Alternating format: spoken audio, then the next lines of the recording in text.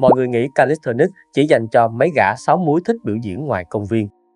Thực ra, calisthenics là hệ thống sinh ra để lột xác những người xuất phát từ con số 0 bằng cách áp dụng đúng lộ trình tiến hóa 6 cấp độ. Sức mạnh và thể hình của bạn có thể dễ dàng bứt phá hoàn toàn chỉ trong 90 ngày, ngay cả khi hiện tại bạn đang gầy trơ xương, hay mang cái bụng bia khổng lồ hay chưa hít đất nổi một cái nào. Vậy nên, nếu bạn đã chán ngấy việc mắc kẹt trong sự yếu đuối đó, thì trong video này Xám sẽ chỉ cho mấy ông định hướng thực chiến để xây dựng trụ cột Calyx, nền tảng sức mạnh cốt lõi không thể bị phá vỡ. Chúng ta sẽ đi qua toàn bộ lộ trình, từ cách chọn ráp dụng cụ, xếp lịch tập, đến 6 cấp độ tiến hóa từ dễ đến khó. Đặc biệt, phần cuối là thói quen giãn cơ thứ mà 92% người mới đang tự mãn bỏ qua, để rồi phải trả giá bằng những chấn thương nặng nề. Phần 1. Dụng cụ. Bạn không cần gì nhiều hơn điều này. Xám nói thẳng, mấy bạn đang nghĩ cần một phòng gym đầy đủ thiết bị mới có thể bắt đầu sai. Hoàn toàn sai. Trong calisthenics, dụng cụ cốt lõi chỉ gồm 3 thứ, một thanh xà đơn, 2 cái ghế vững chắc và 2 mét vuông sàn nhà. Chỉ vậy thôi. Không có xà chuyên dụng, ra công viên gần nhà. Không có công viên, mua một thanh xà gắn khung cửa, giá chưa đến 500.000, rẻ hơn một bữa nhậu. Sàn nhà thì không mất tiền. Thì nếu ai thuê nhà thì có. Sau này, khi bạn tiến lên cấp độ cao hơn, có thể đầu tư thêm vòng treo, gymnastics ring. Thứ này sẽ thay đổi cuộc chơi hoàn toàn. Nhưng bây giờ, quên nó đi. Bạn chưa cần. Nếu mấy ông vẫn đang tìm lý do vì thiếu dụng cụ, thì chúc mừng. Ông vừa tìm thêm được một cái cớ nữa để không bắt đầu. Phần 2. Lịch tập. Hệ thống tam giác sắt. Đừng tập theo kiểu hướng lên thì tập, chán thì nghỉ. Kiểu đó đảm bảo bạn sẽ không đi đến đâu cả. Xám đề xuất bắt đầu với hệ thống tam giác sắt, nghĩa là 3 buổi tập mỗi tuần, xen kẽ ngày nghỉ. Ví dụ, thứ Hai, thứ Tư, thứ Sáu. Mỗi buổi tập gồm các bài đẩy, bài kéo, bài chân và bài cơ bụng. Tại sao chỉ có 3 buổi? Vì cơ bắp không lớn lên lúc mấy ông tập. Nó lớn lên lúc mấy ông nghỉ. Lúc ông ngủ. Lúc ông để cơ thể tự sửa chữa và xây dựng lại mạnh hơn.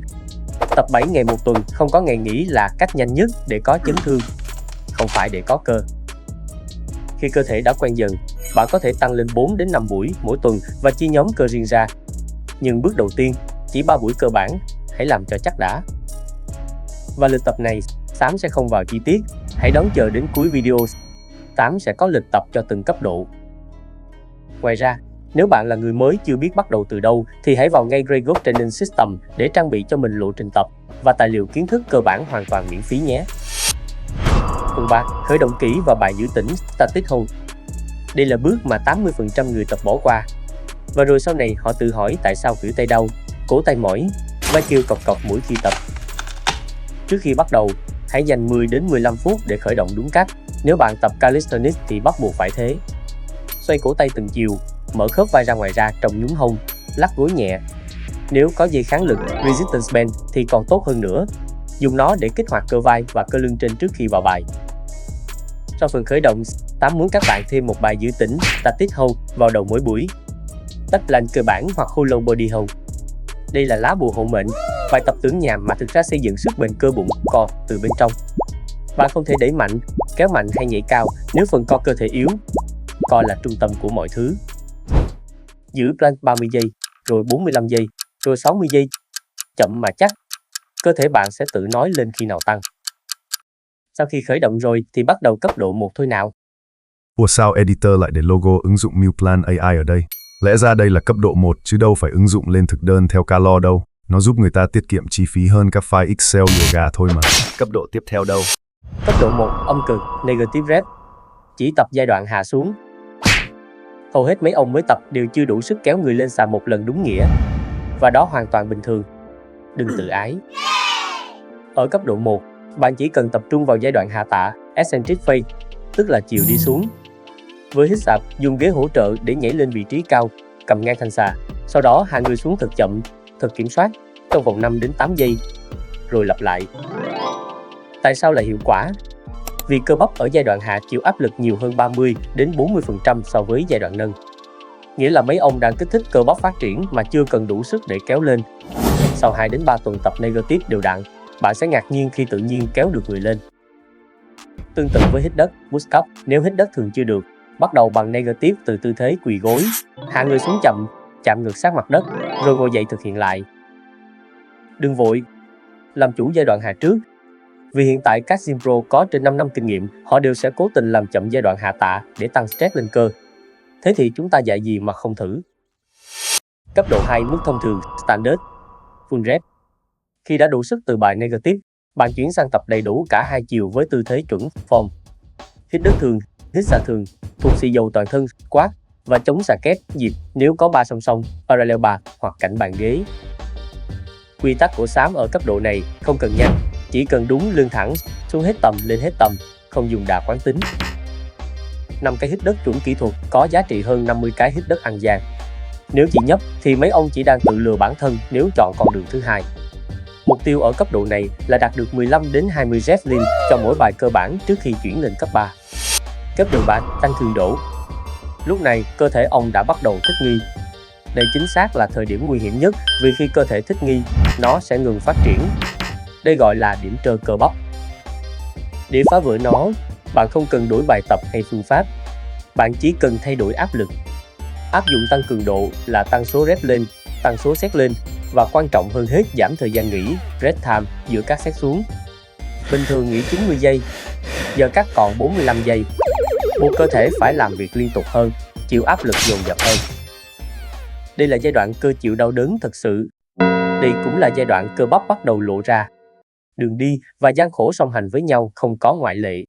Ủa xem nãy giờ có khác gì tập gym tại nhà đâu. Thằng sói này nó lùa mình à? Không nhé, 3 cấp độ vừa rồi chính là nền tảng. Không thực hiện được thì không tiến lên cấp 4 được đâu. Vì cấp độ 4 tiếp theo mới thực sự giúp bạn nâng tầm thành dân calisthenics thực thụ. Cấp độ 4 đòn bẩy tối thượng, góc độ và dụng cụ khó hơn. Không có tạ, không có máy móc, nhưng bạn vẫn có thể tăng tải trọng và đánh những vùng cơ khác bằng cách thay đổi góc độ và dụng cụ khiến đòn bẩy cơ học khó hơn. Đây là đòn bẩy tối thượng. Với bài đẩy, thay vì hít đất bình thường, kê chân lên cao, decline push up để dồn áp lực vào cơ ngực trên upper chest và cơ vai deltoid. Hoặc thử hít đất bài push up để mô phỏng động tác đẩy đầu handstand push up. Với bài kéo, thay vì hít xà rộng tay thông thường, thử hít xà ngửa tay, chin cup để kích thích cơ bắp tay trước, bicep nhiều hơn. Hoặc nếu đã có vòng treo, ring, chuyển sang kéo vòng, cái này cực kỳ khó và hiệu quả gấp đôi vì đòi hỏi thêm sức ổn định. Nguyên tắc đơn giản, càng bất lợi về cơ học, cơ bắp phải làm việc càng nhiều và ông càng mạnh lên nhanh hơn.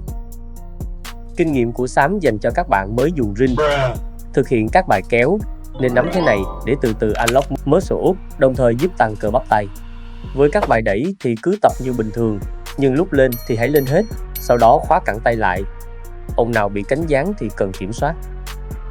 Xem đến đây, nếu thấy hay thì hãy like và subscribe để tôi có động lực ra thêm nhiều video hay thế này nhé. Cấp độ 5, kết hợp biến thể và drop set. Cấp độ 5 là nơi xám muốn mấy ông bắt đầu sáng tạo và tạo thử thách cho chính mình. Kết hợp nhiều biến thể bài tập, exercise variation thành một chuỗi drop set liên tục. Nghe đến đây chắc các bạn sẽ hỏi tôi là Tập calisthenics mà cũng drop set được à? Drop set chỉ dành cho gym thôi cha ơi. Hạ cấp độ bằng mức tạ, vậy calisthenics không có tạ thì drop set kiểu gì? được rồi, bình tĩnh. Drop set nghĩa là tập bài chính hoặc bài bạn lốt tạ nhiều nhất đến kiệt sức ở hiệp tập cuối cùng. Sau đó ngay lập tức chuyển sang bài dễ hơn và tập đến khi bạn gãy thì thôi. Không nghỉ giữa chừng. Mục tiêu là vắt kiệt từng sợi cơ cuối cùng trong cùng một nhóm cơ. Ví dụ cụ thể cho cơ ngực, bắt đầu với hít đất dùng ring ở hiệp tập cuối cùng cho đến khi không còn làm được một cái nào ra hồn hoặc cảm giác sắp sai form. Sau đó chuyển ngay sang hít đất thường, tập đến khi gãy, sau đó lập tức nhảy sang hít đất với tay kê lên ghế, elevated push up, không nghỉ giữa hiệp. Khi ông bước ra khỏi buổi tập trong trạng thái không nhấc nổi tay, đó mới là buổi tập đáng để mặt trời mọc hôm đó. Nếu các bạn có mẹo hay nào để giúp chúng ta tăng cường độ thế này thì đừng ngần ngại comment phía dưới nhé. Xám rất trông chờ phản hồi từ các bạn. Cấp độ 6 giãn cơ, giao thức hồi sinh và cửa ngõ đến kỹ năng nâng cao. Mấy ông hay bỏ qua bước này vì nghĩ nó không quan trọng. Thực ra đây là bước quan trọng nhất của cả buổi tập. Cấp độ 6 là cấp độ dễ nhất về mặt thể lực, nhưng lại là thứ unlock, mở khóa tất cả các kỹ năng phía sau. Muốn học planche, muốn học run lever, muốn học handstand, muốn học L-sit hay V-sit hay học kim thể két. Tất cả đều đòi hỏi độ linh hoạt và biên độ chuyển động, mobility, mà ông chỉ đạt được nếu giãn cơ đều đặn sau mỗi buổi tập. Đây là giao thức hồi sinh của Sam. Sau khi tập xong, dành ít nhất 10 phút để giãn các nhóm cơ đã tập. Giãn cơ ngực, cơ xô lát, cơ nhì đầu, cơ tam đầu, tricep và cả cơ đùi trước sau. Giữ mỗi tư thế ít nhất 30 giây. Thở sâu, đừng gồng cứng. Một cơ bắp ngắn và cứng là cơ bắp bị kẹt, thì bạn sẽ không bao giờ đạt được đỉnh cao của calisthenics. Đừng để sự lười biếng trong 10 phút này cướp đi cả lộ trình tập luyện của ông. Sau khi giãn cơ xong, bạn sẽ không tập chiều ngay lập tức, vì bạn chỉ mới ở giai đoạn đầu. Vậy tập xong thì làm gì ăn thôi, chứ còn làm gì? Meal Plan AI còn 1 tháng nữa ra demo rồi. Nice. Dự kiến tháng 5 này sẽ ra mắt. Nó giúp bạn lên thực đơn theo calo dễ dàng chỉ với một nốt Ủa nhạc. Sam, lịch tập đâu? Tụi tôi chờ lịch tập. Ông định lùa gà tụi tôi nữa hả?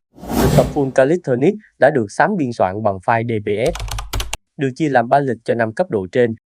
Hãy vào phần mô tả hoặc bình luận để tải chúng về nhé. Lộ trình giờ đã nằm trên tay mấy ông. Dụng cụ theo cấp độ cũng đã có link mua ở dưới. Thứ duy nhất còn thiếu là hành động. Điều quan trọng duy nhất là ông có dám bắt đầu ngay hôm nay không? Loài sói không đợi điều kiện hoàn hảo mới đi săn. Sói đi săn. Và trong lúc đi săn, nó tạo ra điều kiện hoàn hảo cho chính mình. Nếu video này có ích, đăng ký kênh để không bỏ lỡ những gì Sam sẽ chia sẻ tiếp theo. Comment xuống dưới cho mình biết ông đang ở cấp độ nào trong lộ trình này. Sam đọc hết. Bây giờ thì bỏ điện thoại xuống, ra công viên và bắt đầu thôi.